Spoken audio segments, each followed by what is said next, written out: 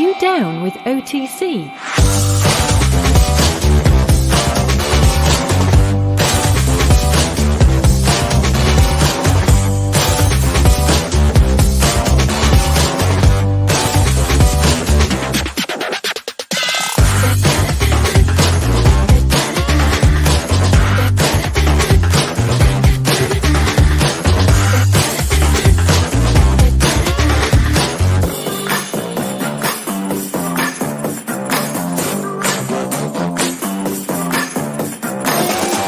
Down with OTC.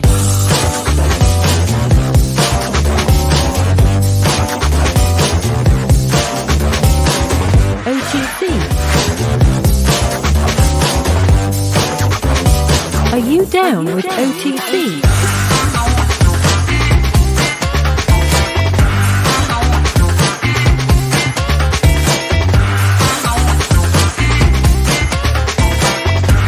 Are you down with OTC?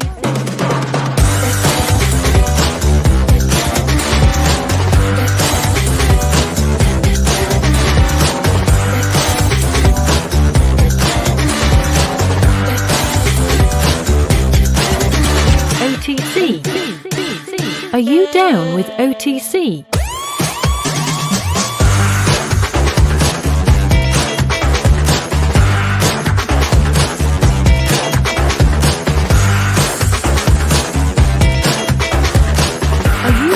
Down with OTC.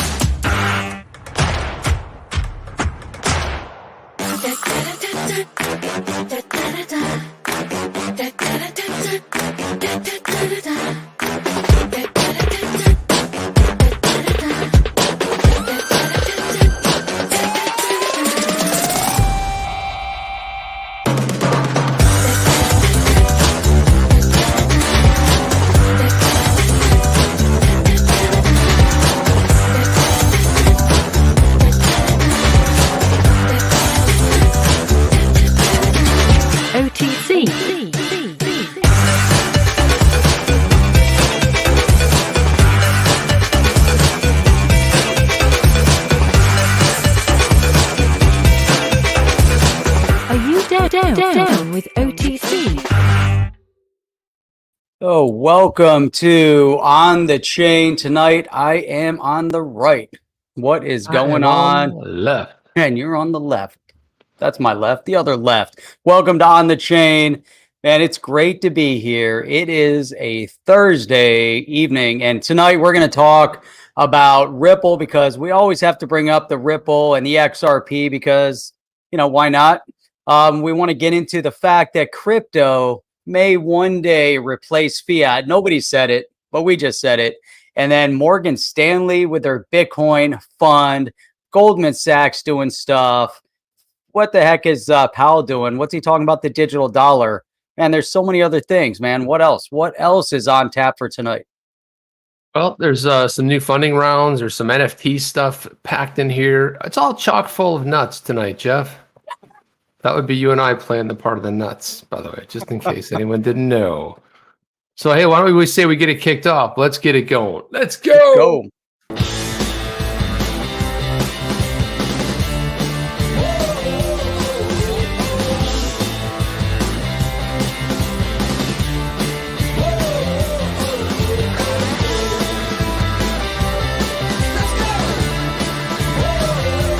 Welcome to On the Chain with Jeff and Chip. Right, we're back. I think, man, the best decision of, or best thought of the evening right there from John Doe Crypto. Chip, you should be selling advertising space on your thermos. Do you think? There you go. Very soon it will have a very cool OTC. We're going to be introducing water bottles because everyone needs one. You always have that bottle. You're always everywhere. It's going to have a couple different water. We're going to have a. We're working on a merch store right now because Jeff and I, mostly because we want to wear our own shirts and water bottles and stuff, but that's a good idea. Right. And we got to have some Guinness bottles too. Yeah, I have some Guinness too. This is just purely water in here, though, Jeff. Just in case anyone's wondering.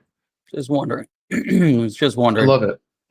Was wondering. Sporty. Hey, Chip, you know what's great about the On the Chain community is that people come from all over the world to tune in, and just so many smart people that come on, other than Mr. K there, because he's calling us nuts. What's up with that?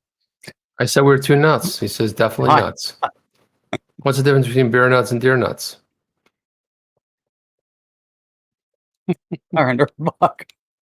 That's pretty funny. That's good, man.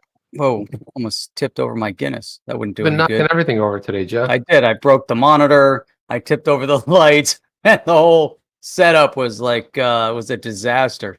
Yeah, but we got everything made it to showtime, right? Right. That's right. That's exactly. Everybody's here, and you know what? It's all about. Why is that vertical instead of horizontal? Did you do that on your phone? What's that? No, there was actually I was gonna crop it all the way down, just put my image on there. But during that segment, we had something else on the screen, so I actually cropped out what was on the screen and ended up vertical. Huh. I should crop it down further and just put me in the middle. Might be more interesting. I don't know. Nah. No.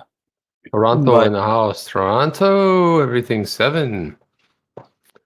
So, I love Guinness, says Mr. K. Who doesn't, really? I mean, right, I've never met a human being that doesn't like it. My Guinness is minimizing itself. It's always bad when it gets down to that last little bit and it's really warm. I don't like that. Oh, that's the best. The very best is that last bit of the cream on top you get in the glass, and that's like I said she's such a narcissist. Maybe it should just be me. Maybe it should be me. Now we know why you were saying me. You are a narcissist. Me. All right, Canada's in the house, big time, in full force here. Well, a little Lefroy is nice. It's a little rough on the throat sometimes, depending on what you're drinking, but goes down like razor blades. Nice. All right, man. We got Lisa's in the house here tonight too. That's awesome. Ireland, nice. I like the hair, by the way. Little Mona Lisa. And then Mel G just doesn't get dinner ready until 8 p.m. I don't know where she is. Wait a minute. We'll be ready by 8 p.m. Oh, by 8 p.m. I get it. 8 p.m. Right. Gotcha. Right on. Nice. I like that. Yeah. Right. That's right. Exactly. So what's going on? Let's start with something good. What are we going to start with tonight? Well, I think this is pretty good. This is pretty positive in the space because let's make sure I share the right screen. Let's see. Yeah, there we go. Avanti Bank just raised $37 million in a Series A ahead of launch, which is unusual because you don't usually do your Series A until you have actually launched. But they raised another $37 million. The investor round included executives in Binance.us, Coinbase Ventures, Morgan Creek Digital. Nice. Susquehanna Private Equity Investments. Susquehanna. I always screw that up. Susquehanna. The rise will provide the capital needed to launch as required by regulators. It first gained the bank charter status from the Wyoming, and Wyoming's just crushing it, right? Second crypto company to become a bank after Kraken's Kraken Financial allows the crypto firm to provide final and simultaneous trade settlements between crypto and the dollar. And with the help of the raise, Caitlin Long, if you remember Caitlin Long, she was a huge advocate. She was in the government over there doing great things. And she's the founder of this. So she said Avanti plans to issue its dollar peg token, the AVIT. So we got a new token coming out. Interesting. Dollar peg, so another stable coin. Who knows? Maybe it'll take the place of the USDT. Who knows? As well as a custody on-off ramp services for crypto. So I suspect that'll be fairly popular. As of now, it has 2,500 inbound customer inquiries. It also means Avanti is obligated to comply with the Bank Secrecy Act, Anti-Money Laundering Act, and compliance standards and other ones. And further launch details, I thought they were going to launch fairly soon. I thought it was coming in 2021, but nice raise. Not familiar. Yeah, it's a very nice raise for a new venture like that, especially they haven't even launched and they're doing a Series A. So well funded, regulators will like it, everybody's happy, everyone's throwing a party, right? Yep. Something along those lines. So you brought Good this stuff, story up man. a little bit earlier. Let's dive into this because Powell is at it again. Fed Chair Powell He is at it again. What's he up Where's to? What is he This at? is What is this? this is Fed Chair Powell. He says the digital dollar would need stronger privacy than the digital yuan. Yeah, I wrote a comment. I actually put a comment on that one too. Is that, you know, what's crazy is that yes, you need a stronger privacy situation because the digital yuan doesn't have it at all. I mean, it just nothing. There's no privacy with the digital yuan. Digital dollar, if you don't have privacy, who's going to want to use it? You know, are you going to force people to use it? But he brings up a really, really good point though. Not only do you need stronger, you need privacy, period. Yeah, but I mean, you got to understand that there's two different sort of ways of looking at this. China's coming at this from a whole different standpoint. You know, with communism, you really want to, it's really more about a control, right? It doesn't necessarily mean that it has anything to do. It's just part of their ecosystem. So you wouldn't really want that blockchain base. You wouldn't want it to be, you know, secretive in any way. So everything's going to be disclosed. That way you can kind of see where the money's going, who's using it. And when it comes to taxes, there's not going to be any tax evasion. Really, not if you're using the digital yuan, right? Yeah, I mean, you know, even in Canada, that was one of their the points from the government when they were looking at the digital asset space. They said, how great would it be that you can actually track the buying habits of all the citizens of Canada from a tax perspective, you know, income, you know, spending habits. And that's a great place for the government to be because they want every last penny that is owed to them, owed in quotes. But that's what better way to do Air it? quotes. You digitize air quotes. You digitize the currency, auto tax payments. Just it really simplifies from many different perspectives. It could simplify the process. Imagine now as a retail seller, or you know, you're collecting whatever the state income tax or the state sales tax is. So you're collecting the tax. And then could you imagine if it just immediately through the blockchain or through, you know, the digital currency is immediately paid out and distributed, some to the state, some to the Fed? Imagine that scenario. I do imagine that. And I also imagine a day when things start mooning, things start happening, and people are all excited. And one of the things about that you have to look at, Jeff, is like where we live. I mean, if you thought about like holy cow, I'm getting all blurry. I think maybe, I think something's happening, Jeff. Man, why am I so thought blurry? I had too many. Thought I had one too many Guinness. What the heck is going on? What's going on with Chip? Let's see. But you were going really slow a minute ago too. There you go. Yeah, I don't know what happened. Oh. There we go. Something happened. I was blurring out. But now, if you thought around the world, like where would you want to go hang out, right? Because where do they work harder versus play harder? Work hard versus play hard. Well, glad you asked that question, Jeff, because I have it right here sitting in front of us. Right here in the US. Work hard versus play hard. Now, if you're looking green right here, you're all about work first. And what do we have? Oh, yeah. We basically have North and South America there. Uh-oh. Oh, wow. Holy cow. Let me just get rid of this. That's a lot of playing or working. Look at that. You see that? That's a lot of work. There's a lot of working going on. Well, and you have Ecuador, as you know, and you have Uruguay there. But everything else is pretty much work. North America, South America, way too much. We're missing all the fun over here because you got to go to Kazakhstan, or you got to go to Poland over here. I'm going to India. Or India, right? Yeah, you just got to. And there's a couple places in Africa too. You see, Australia is all about partying right there, man. They're about party first. Yeah. And some of them are kind of caught in between. There's only 4, but 57. What is that country right there that's all about the party? Which one? The dark right there. I can't point at it. It's got the big circle around it. This one here? Yeah, what is that? Well, that's just highlighting right here. That's Europe right there. It's called Europe. This little thing here. So they're just showing you like drilling out on here. Well, like Europe. But yeah, so Slovakia one little country. What's the one country they're highlighting? They're just it's in dark orange. I don't know what that's Poland. Is that Poland? Poland's party only. Yeah, Poland's right there. So it's Poland, and you've got you got the Ukraine right there, and Lithuania, all that stuff. But you see over here, Spain and Italy. It's a little too, just a little take themselves a little too serious over there, man. You know, France, that whole little block over there. But man, you start getting over here and it turns into a party, man. Party centric. Kazakhstan, right? And I didn't know Russia was all about the party. That's vodka, man. Man, It's all about the vodka. So that's something. Russia. That's something Straight to Russia. Right there, man. Right there. And look at Australia's having a little fun there too. They're kind of. I don't even know about Italy. Italy work first. Come on. Who got this whole thing, man? No, not at all. Not at all. But that's interesting. It's an interesting little chart to kind of look at to see what's going on Who in wrote there. this chart? Who made that chart? Who knows? Some ridiculous thing. I don't know who it is. It's impossible to know. I wanted to pull a tweet up here while we're looking at this. So we talked a little bit about Ray Dalio. We have some mixed feedback. Norseman said he's about that. leaving because it's geography class. He's out of here. It's over, Norseman. Don't worry. Take care. He's like, geography class. We're talking about party class, man.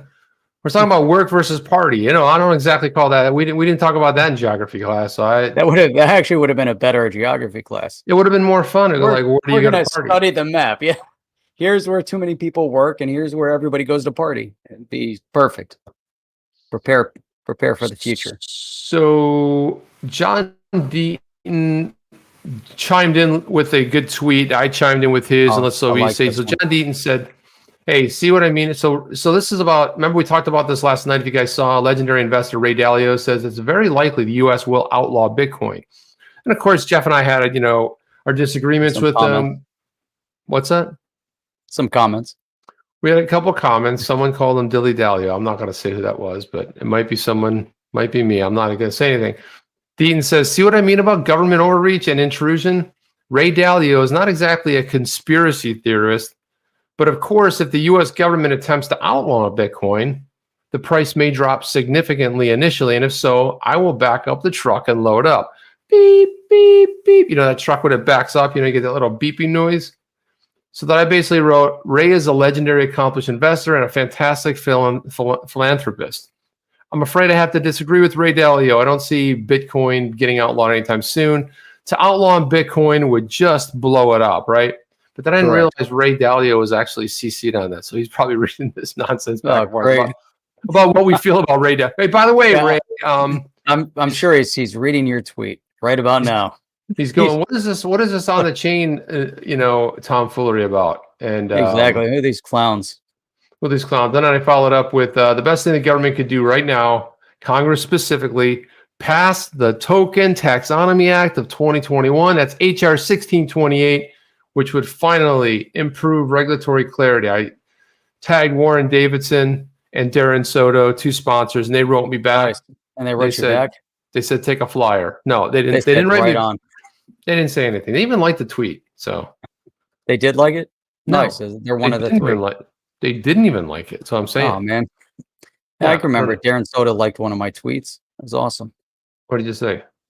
I was talking about the Token Taxonomy Act. What's up, GDLT? By the way, G, I blame you. I blame you. I blame you. I blame you. Thank you for that super sticker. I was in his stream last night having a great time, listening to great tunes.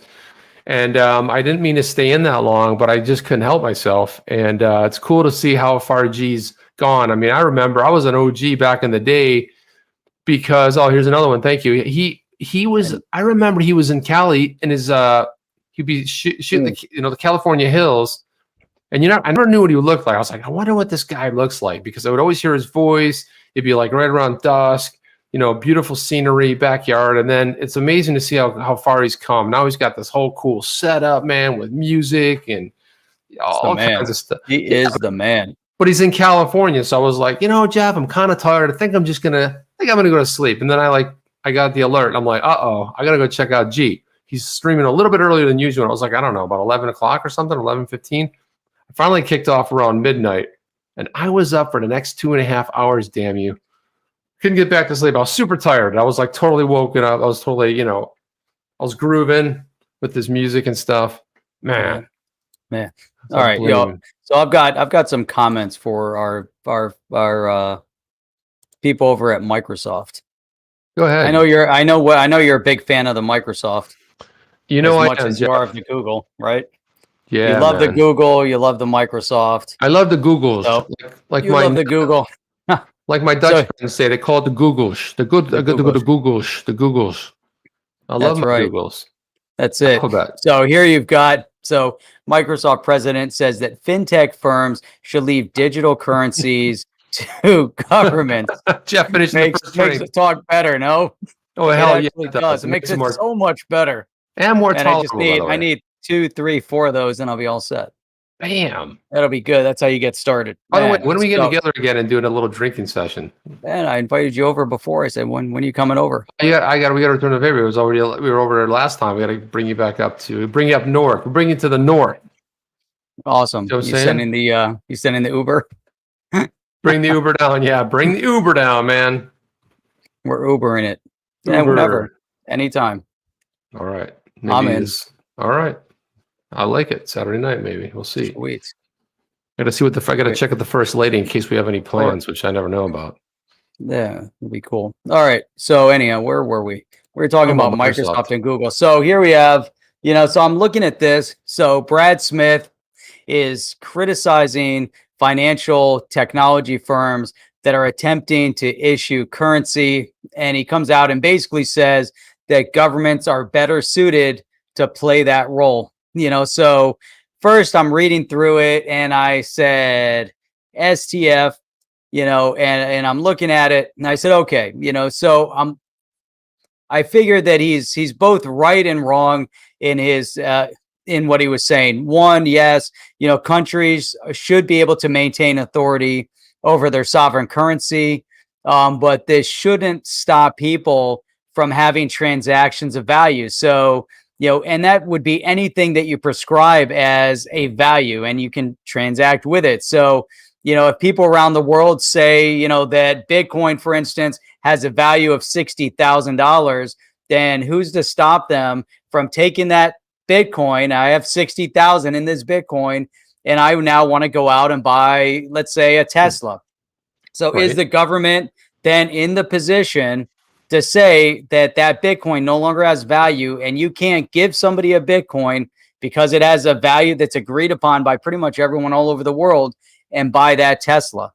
And really, if you take that a little further, Chip, and I'd love to get your feedback on this one, but I think, based on his theory that credit cards and the credit issued would also then have no value and shouldn't be allowed because in a sense that credit that you get is a digital representation of an IOU from the buyer's bank to the seller's bank.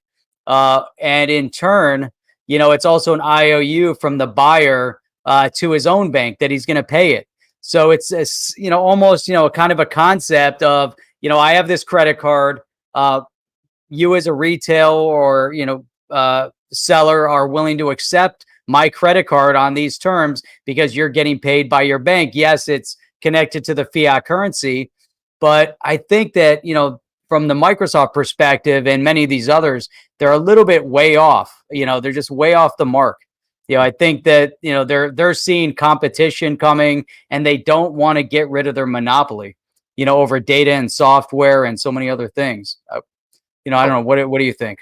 Well, it's an interesting way to look at it. I'm not exactly sure that whatever agreement you have, right? Everything we do in life is an agreement, right? People basically have agreements. They agree on everything. They agree on monetary systems, monetary policy. Well, people don't. The governments do. And the governments are doing something usually way different than the people. But when you look at a private corporation, I mean, he's kind of like making a point about a digital representation of an IOU, but at the same time, that's what the agreement was, right? So to sit there and go ahead, you're going to like change it. It's kind of like what Bitcoin, when they first came out, they're like, screw the banks. We're just going to subvert all the banks and that's going to be it.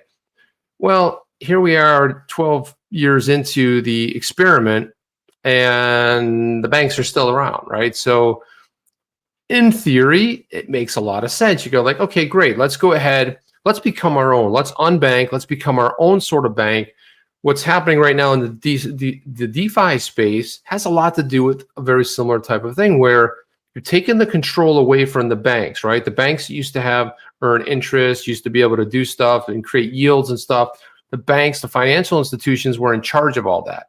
Now, a lot of the stuff's coming back to the people level. So I kind of look at this as an evolution, right? In the 80s, when the personal computer first came, it was real difficult to do any sort of printing, right? Printing, creating stuff.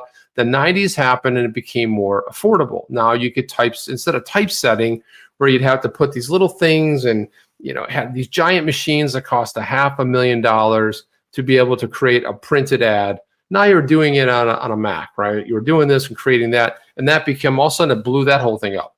Then you had the internet. Everybody all of a sudden started writing, started creating content. You had YouTube. Everyone started doing stuff. I mean, could we have done this 20 years ago, Jeff?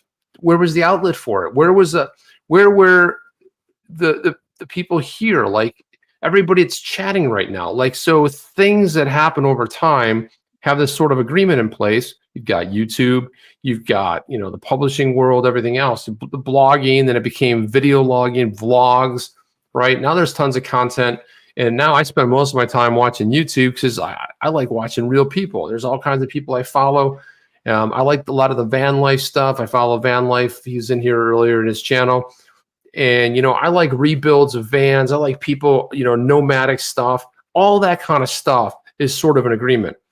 What he's saying makes sense, but are you going to be able to change it? You're already halfway through it. You can't change it midstream, right? So I don't know how that works.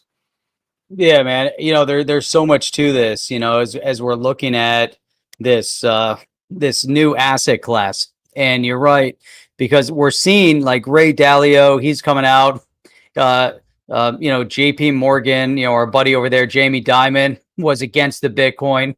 Now, Brad Smith from Microsoft, he's coming out against the Bitcoin, and at the end of the day, they're proven to be wrong, because one of the things that you had mentioned is that this revolution, because is it evolutionary or is it revolutionary, with this digital asset that is bringing the power back into the hands of the people.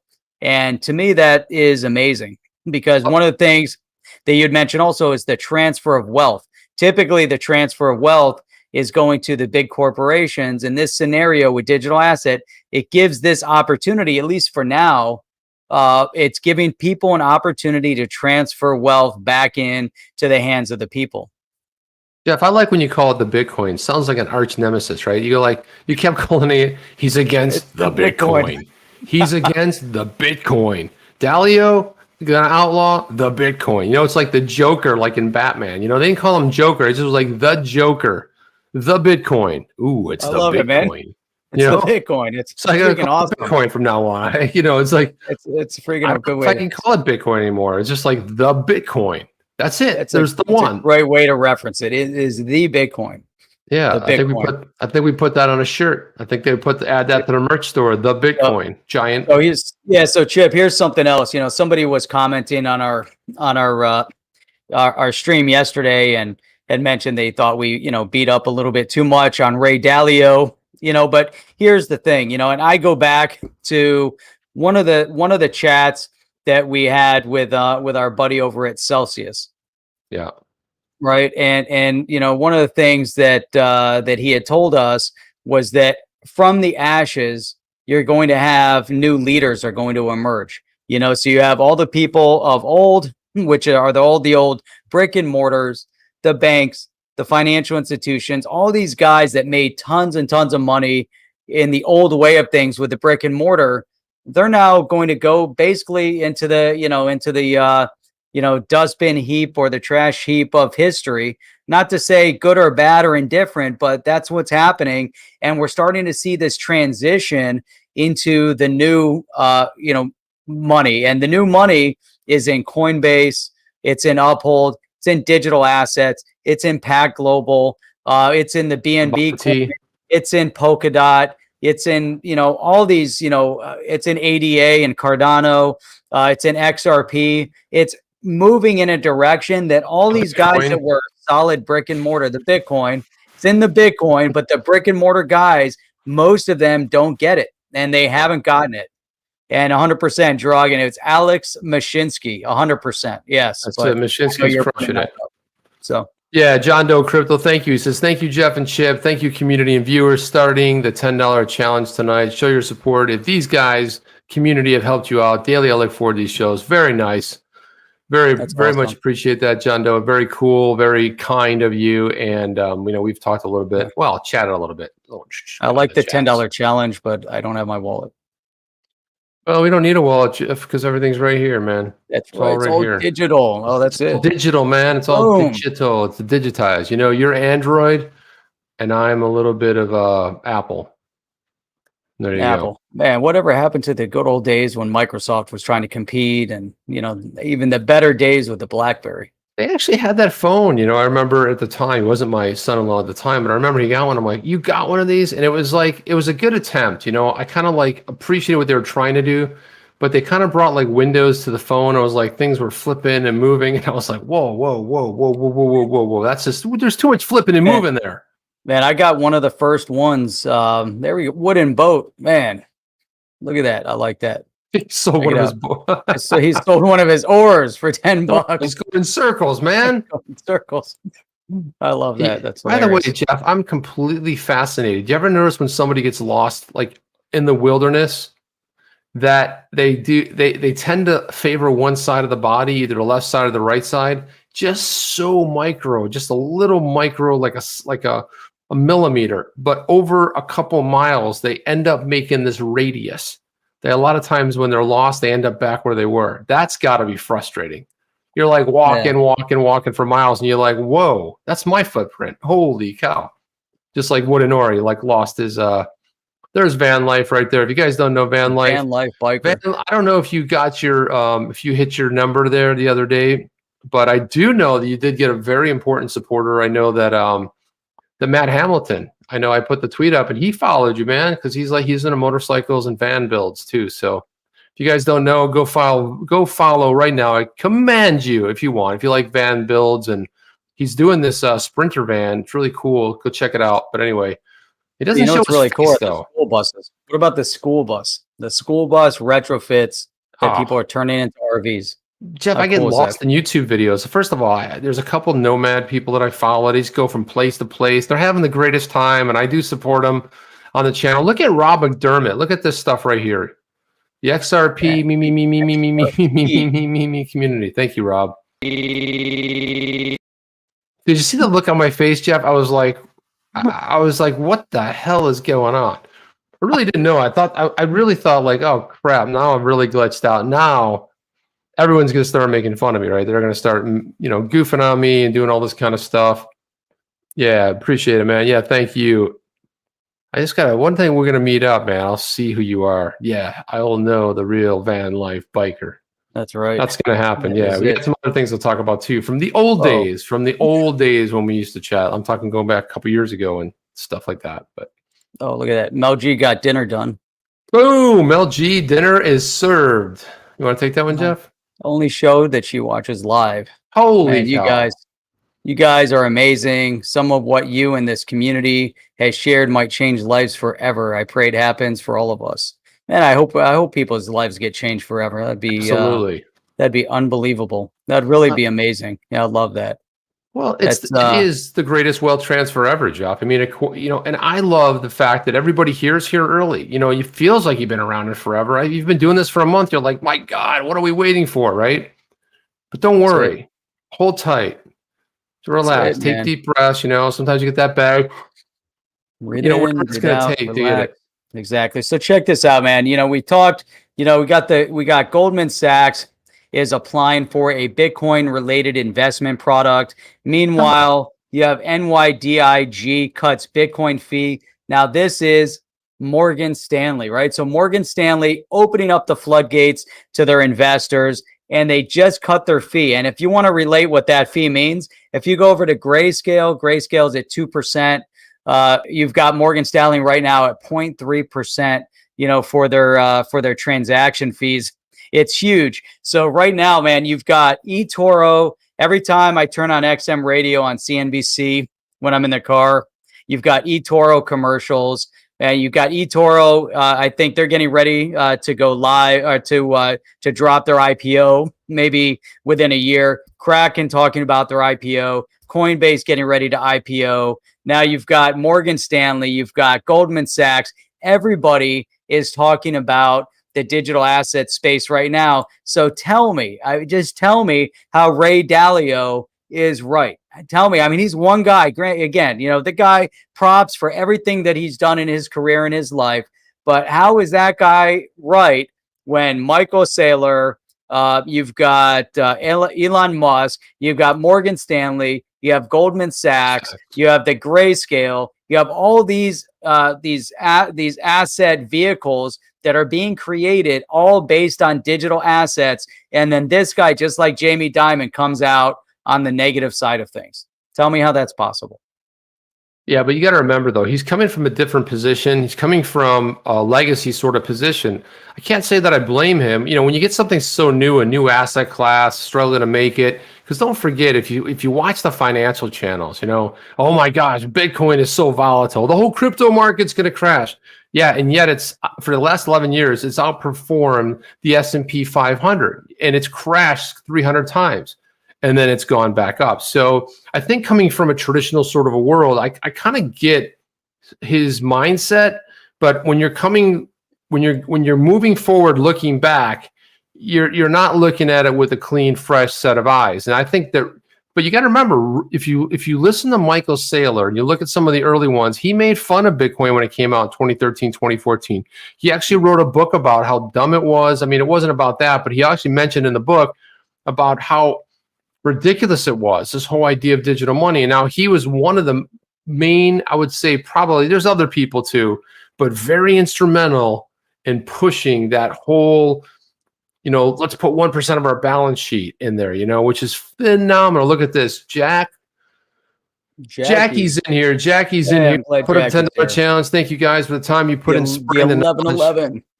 1111. Yeah, that's a golden number right there. Appreciate that, Jackie, and thank you for coming in here and sharing your knowledge as well. That's what it's all about. It's all key. Thank you. 1111. That's 4. And Dakota made it in live. Check it out. Dakota Shipley's here. Howdy, Jeff. Made it live. It's good to see you, Dakota, because usually I know you're always good at commenting too, man. Putting stuff in the comments, always leaving us good comments. You guys always, if you're watching us on the replay. And Mickey B. Fresh was let's drop 2 nice comments yesterday too. So big shout out to Mickey B. Fresh. He's like just spreading all kinds of DeFi knowledge, especially when it comes to Flare, really helping everybody kind of dissect it. We had him here not too long ago on the chain, but he put some nice comments in. So that was really cool to see that. Now there is an NFT that I honestly, because I see a lot of NFTs. I like the Beeple. I've already gone off and said I've been a Beeple fan for years. I mean, most people don't know who Beeple was. I was a fan of his for a couple of years now. But I want to say that there is one NFT that I think I would absolutely love to own. And I'm going to put it up here right now because I think this is pretty cool. Is it the first Beeple ever created? Nope, but I would love to have a Beeple too. But look at this right here. So Time Magazine sells Is Fiat Dead? Their cover NFT for $130,000. Now that it sounds like a lot of money, but that's going to get flipped for a couple million, right? Especially a year from now, 6-8 months from now, when Fiat really dies, right? Now they have sold 4 NFTs for nearly $500,000 of crypto. So let's talk about it. So the famed Is God Dead from the 60s, Is Truth Dead, Is Fiat Dead? So that's what they sold.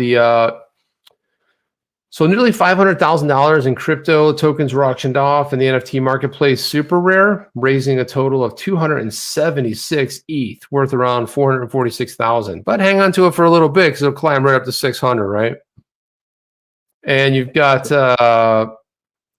what else? There's one other thing. Yeah, the famous so I guess the John Doe just called Jackie. There you go.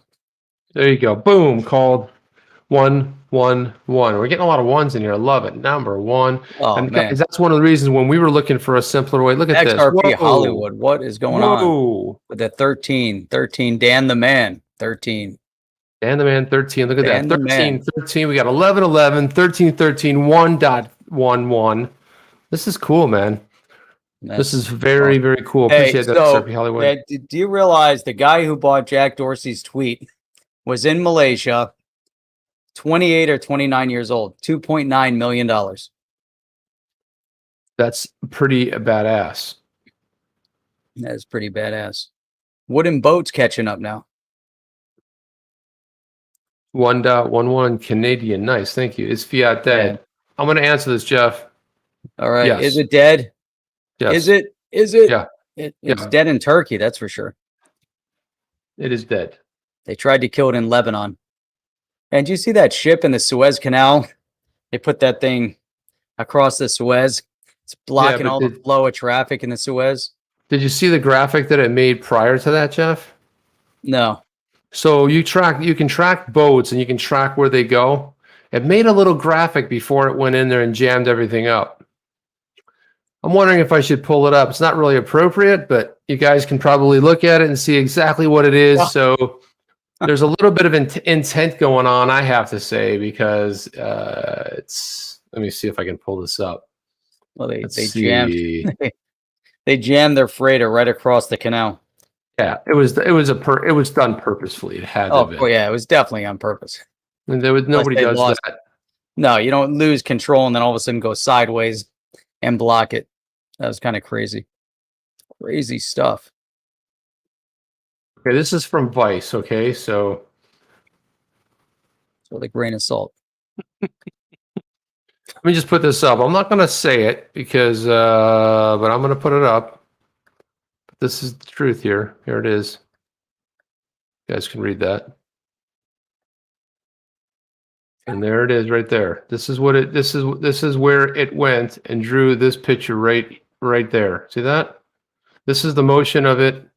And like you can see that is, okay, so there you go. That's it. That's the one that got stuck in the Suez Canal. And I saw this article and I was like, what? But apparently, yeah, so that it almost gives you, it almost lets you know that was all purposeful, right? I mean, that's insane. Stuff like that doesn't just happen. Especially the way, now the weird thing about it is they don't know when they're going to be able to, move it so they can push it through. And now there's this giant jam and Wall Street's all getting nervous because of the whole, you don't have product moving. It's just, I mean, a little too much goes through that Suez Canal. Everything goes through there, man. By the way, Jeff, do you know when that opened? Let me see. The Suez Canal was in, there was a war over it in 1956.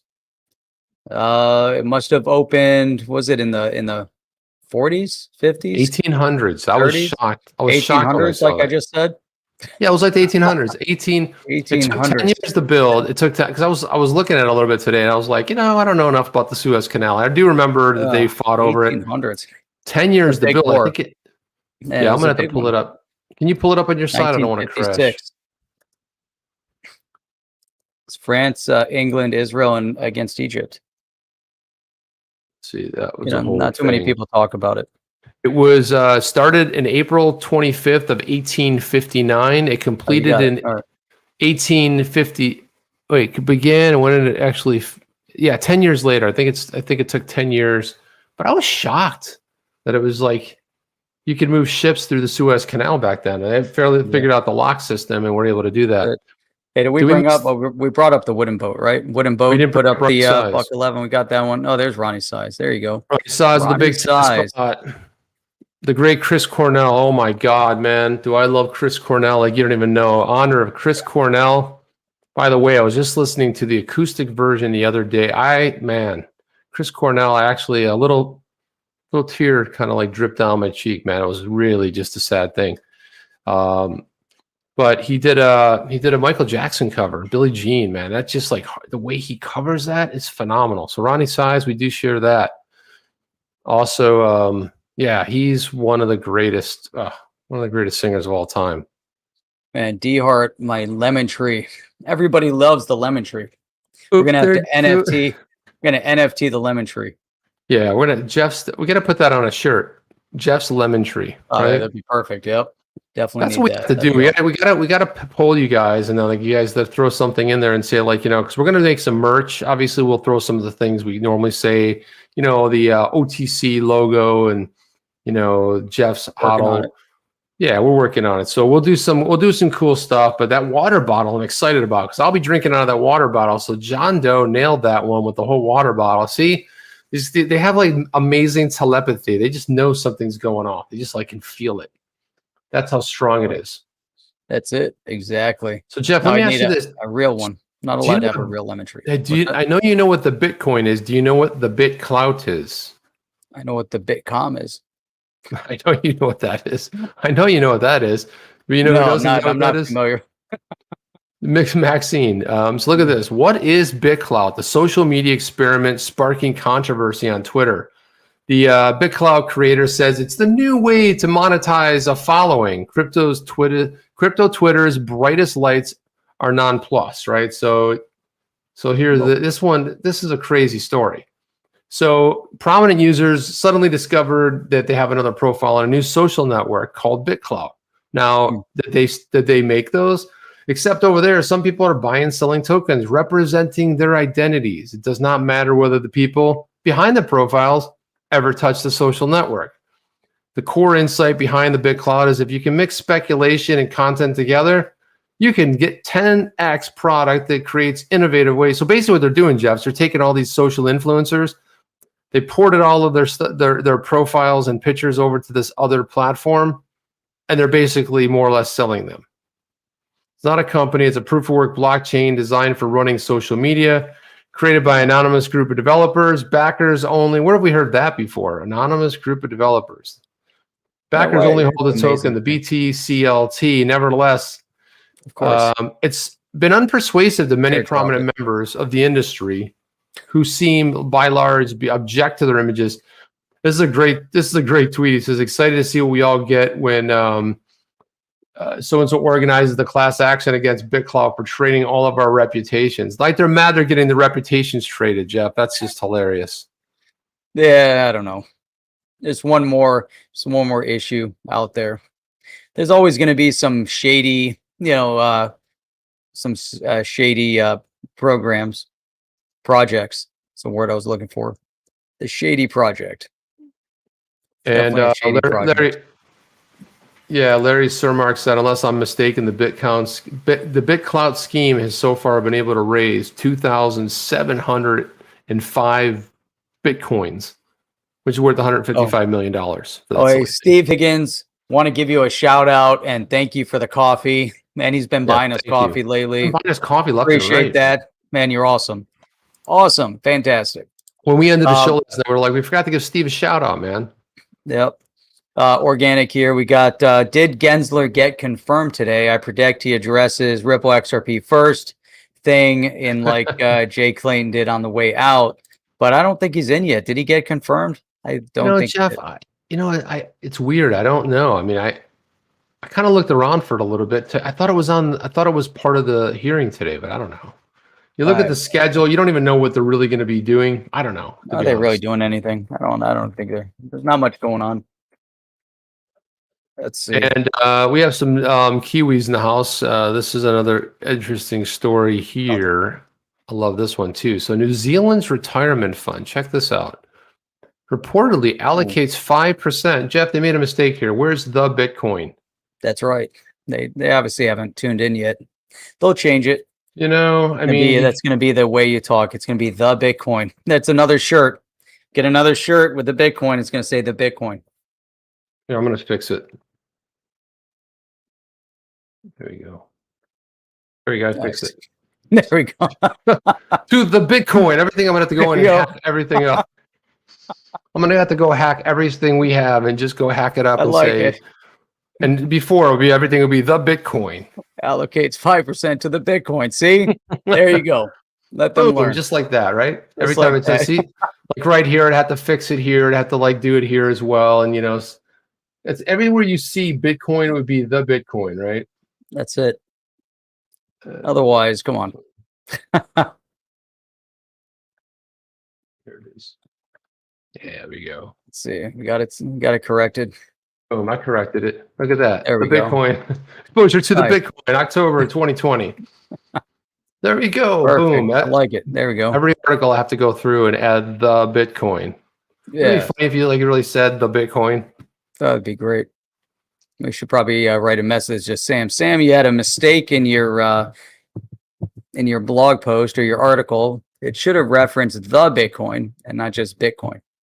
So look at this. KiwiSaver, a growth strategy, a 350 million retirement plan operated by New Zealand Wealth Funds Management, reportedly allocated 5% of its assets to Bitcoin. Wow, what a pretty interesting move. So now and we can add that to the pile of adoption. So Ray Dalio's over here saying, no, they're going to outlaw it. Meanwhile, you got this mass adoption happening by who?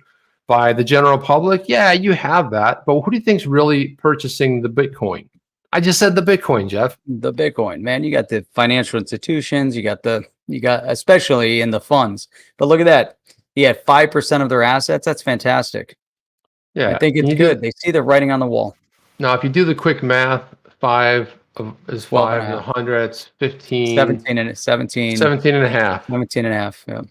So $17.5 million they purchased in Bitcoin. Yep.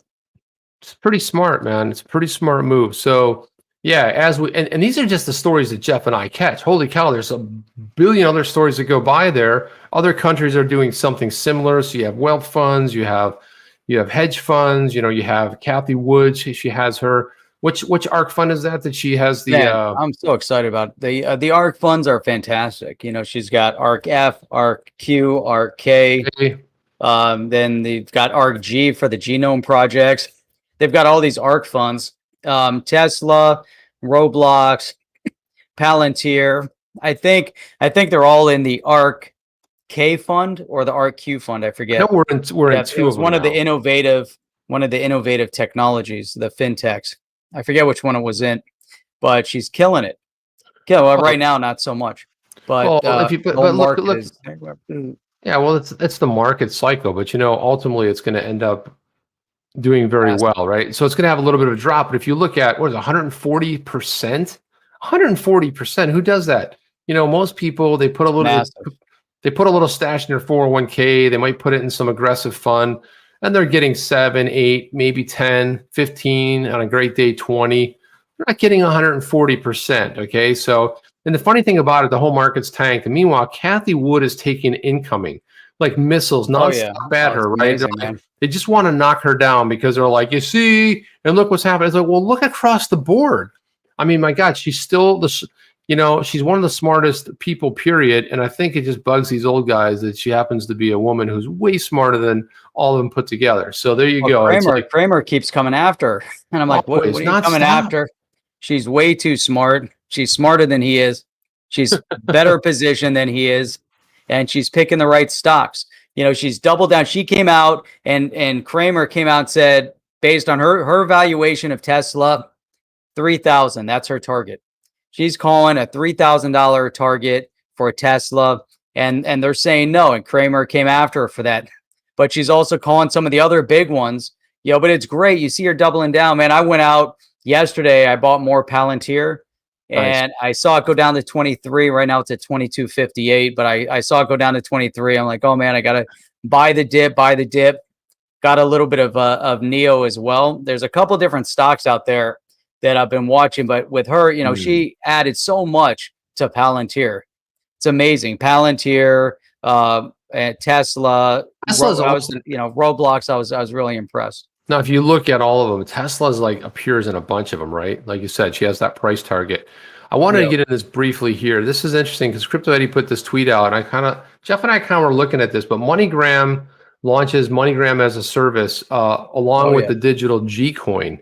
Now, if you guys would wonder what the heck is the digital G-coin, here it is right here. Let me flip up to the top. G-coin is a new way to own gold because there's so many other ways right now. I actually like the way where it's like in your hand, the bar of gold, or it's in a safe somewhere. The representation starts looking a little bit on the walk side. You can save it, you can send it, you can spend it. And the G token, here he is, Alex D. Don't give a whatever you do with your money. You guys you got some ADA, man. Yeah, ADA. Yeah, ADA went down a little bit too. ADA, there's a bunch of them. Actually, Polkadot dropped a little bit too. So the dot went down, man. The dot and the Bitcoin. The dot and the Bitcoin. So Jeff and I were kind of looking at this, and basically it's responsively mined. I don't know what all that means, but anyway, they have some cool, interesting videos and stuff. But they're going to be partnered with MoneyGram. Alex Holm said the next phase of their digital transformation, MoneyGram as a service. So this is developed to meet the high demand for third-party access and their network, the chance to open their platform to G-coin. So via APIs, they're going to be able to open up their platform. So you've always heard of software as a service. You've heard of money as a service, all these as a service, acronyms out there. Now you've got MoneyGram as a service because they're basically opening up their service and their network worldwide, and G-coin is going to be participating in that. And they say that they created the G-coin token to give physical gold utility, make it more accessible to the mass market, both as an alternative store of value as well as a stable medium of exchange. Now, the difference is it's actually backed by real gold, right, Jeff? Yeah, I like that. I like the idea it's backed by real gold, but I don't know. There's some issue that we have with it. It's I don't know. It's another one of those projects. Do you really need it? Well, the whole backed by gold thing, I think, Tether kind of blew that up with, everything we do is backed by this and it's backed by that. Well, it's backed by a bunch of things. Well, it's backed by something. Hey, it sounds like Tether. It sounds comes out here. It's not backed by a US dollar. What do you know? It's backed 1-to-1 to a USD and other things, and potentially gold and maybe some Bitcoin, right? So it's funny. Organic FUD. Yeah, okay, CBDCs, man, or a distraction. Chip, you mentioned that. Complete distraction, right? Why do we need CBDCs when we have XRP? Serious question. I think the CBDCs are due to the fact, just like the CEO or the president of Microsoft was talking about, that countries want to maintain their sovereign control over their currency. The CBDC is a way for the country and the governments to maintain sovereignty in this digital world over their currency. So you have the CBDCs, you have the digital dollars, the digital yuan, and they're going to want to maintain that sovereignty. And they're going to do everything they can. So it's going to be the official monetary, the asset, the official money for the country. However, here's the big one, right, Chip? Is XRP is going to facilitate the rails and the interoperability and the connectivity to move the money between CBDCs. What are your thoughts? All the money. Well, the only thing I wanted to say, and I know what you meant here, Jeff, but I do want to you said that the CBDCs will give them they have sovereign control over the money. They actually don't. All central banks is a system based on debt. They basically loan it to the country of origin, and then there's an interest paid on it, and the CBDC is going to be minted by the central bank. Now, if they were to move that to the government or the treasury of the government, they might have a better shot at keeping it more sovereign. The problem is now they're going to create a new system built on a new system, an old system of debt, and it's going to be a perpetual wheel of nonsense. And the reason I don't like the CBDCs, everyone got excited, the CBDCs, and hey, all it is a digital representation. You look in your bank right now, it's like numbers on a screen. Who uses fiat currency anymore? My daughter's always like, hey, Pop, you got a 10 spot or a 5 or whatever. And that's all I would do. But now I just transfer to her card. So I just hit a thing. Hey, did you see anything on the case, Chip? XRP case regarding BTC and ETH? Was there anything new? I didn't see it. I wasn't looking today, Jeff, to be honest with you. Today was a super busy day. I had calls after calls after calls, so it was a little bit crazy. We'll look that up and we'll discuss it on the roundtable on Sunday. There was an answer yesterday that I wanted to drill down on. I haven't read. So Alex D says, have you heard of Safe Moon and Safe Star? I have not. No. I have not, Alex. If you want to say safe, if you want to say safe, if you want to say stay, if you want to stay safe, let's go XRP. There you go. I got it out. There you go. Want to stay safe and stay. Yeah. Okay. There you go. Let's go. I think it's okay. Well, there you go. And Alex D, you better be getting up early on Sunday. You want to know why? Here's why. Right. You better be there, man. We have to have you come join our meetup. It's a virtual meetup. You're not going to be happy about the time, but I'm going to drop it in here right here. But look, guys, it is 2 days left. It's going to be Sunday morning. Unfortunately, it starts at 9, which is very early for our West Coast friends and our Central Time. We try to do it because we have a lot of European friends. We have a lot of people in Asia. We have a lot, we have Australia. We have to make sure Yeah, we try to make his before, just try to get everybody in there. We want to make it sort of like either earlier or later, because I know it's on a Sunday, but that's great. there That you makes go. it easy for our friends out on the West Coast to get up bright and early at 6 o'clock and join the virtual meetup. So if you guys haven't registered yet, make sure you go over to otc.one/meetup and you can go check it out. We have an amazing software. And if you guys are brand new, this is your first time tuning into On the Chain, I highly recommend that you guys subscribe to the channel. You get a ton of great content. We're streaming 6 days a week, Sunday through Thursday at 8 p.m. Eastern Standard Time, Saturday mornings at 8 a.m. Eastern Standard Time. It doesn't take any energy to click that little subscribe button with the white letters written on it. It says subscribe. Click that. You can subscribe to the channel. Hit the bell notification. That way you get notified every time we go live. Even if you know we're going at 8 p.m. Eastern Standard Time, it helps the channel when you're hitting that bell notifier. These pesky AI algorithms and all that nonsense that keeps going on, you know. So anyhow, Organic FUD posted up one here. Fiat currencies maintain sovereignty. XRP as a bridge eliminates the need for all countries to switch to CBDCs. Yeah, there you go. Well said. Well, I do like the fact that that we shared this a little bit not too long ago, but the fact that Ripple is recognizing that central banks definitely want privacy. Jeff brought this up earlier, talking about the whole privacy issue related to CBDCs. And this is one of the reasons that Ripple missed out with Saudi Arabia, because they said, hey, you're not going to make the final cut, you know, down to the 1 or 2 or whoever we're going to use, because it's transparent, it's open. We don't want that. We've got bank customers' privacy to basically protect. So what did Ripple do? They went ahead and they made their own version of a private blockchain that could be used in a private XRPL that could be utilized by central banks. So they really quickly adapted and made something, and they're talking to a bunch of people now. I bet we'll hear more about it in the future, but I think it's going to be a very good line of business for Ripple, and especially for XRP as it relates to on-demand liquidity, moving all of the money in the world. I love it. Move it all. Moving it all that money, Jeff. Oh, every bit of it. Man, John Doe, great Discord tonight. Thanks to everyone who joined in on the chat by messaging, donating, supporting the channel, and those just here getting their daily fill. We appreciate everybody coming in from all over the world. Organic FUD, thank you again for another one of those. You guys are amazing. This is a good one to talk about on, we'll get into more David Schmall here. We'll get into more of that coming up on the roundtable on Sunday. Tomorrow is Friday, Chip. I can't believe it's Friday already. We got to take the day off.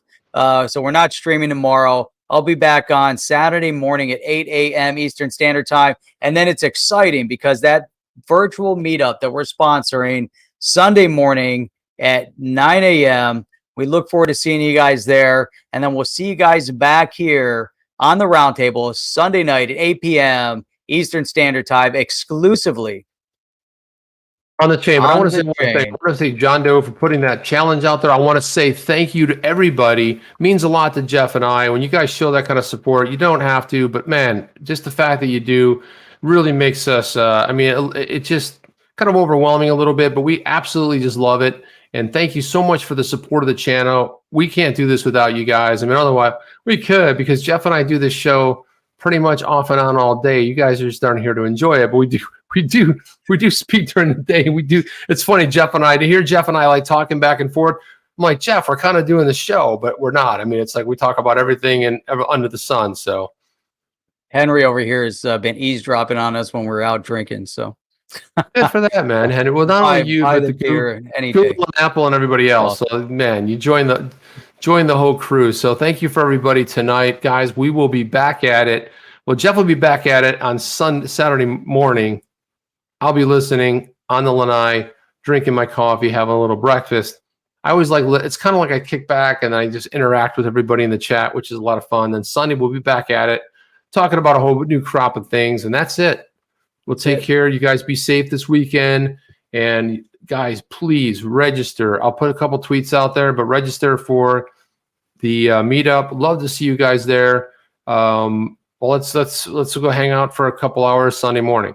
That's all I have, Jeff. That's it. Let's get out of here. We'll see you on the next one. Take care, guys. Are you down with OTC? Please like, subscribe, and click the bell to be notified when the next video drops.